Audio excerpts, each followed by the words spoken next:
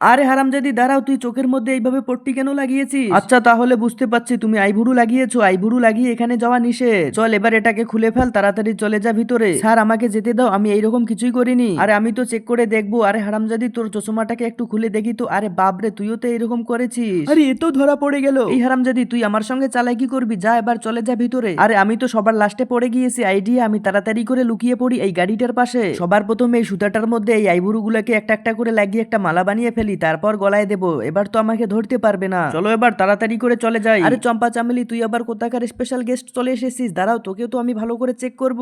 আচ্ছা ঠিক আছে, তোমার কাছে তো কিছু দেখতে পাচ্ছি না, ভিতরে চলে যাও। আরে আরে দাঁড়াও দাঁড়াও, গলার মধ্যে এটা কি দেখতেছি? ওরে বাপরে, ধরা পড়ে গেলাম। প্লিজ স্যার আমাকে একটাবার চান্স দেন না। স্যার এখানে আমার কিছু নেই, প্লিজ স্যার এখানে চেক করবেন না। আচ্ছা ঠিক আছে, তাড়াতাড়ি ভিতরে চলে যাবা। আমার তো এই মেয়েটার উপরে প্রচুর সন্দেহ হচ্ছে। তোমরা কি ভাবতেছো আমিও তোমাদের মতো ধরা পড়ে গিয়েছি? এবার দেখো আমি কি দেখাচ্ছি তোমাদেরকে। এই যে দেখো, এর ভিতরে আমি কতগুলো আইভুরু লুকিয়ে নিয়ে এসেছি। আমি যখন গাড়ির ওখানে গিয়েছিলাম তখন এই জিনিসটা দেখতে পেয়েছিলাম, আর এর ভিতরে অনেকগুলো আইভুরু লুকিয়ে নিয়ে এসেছি।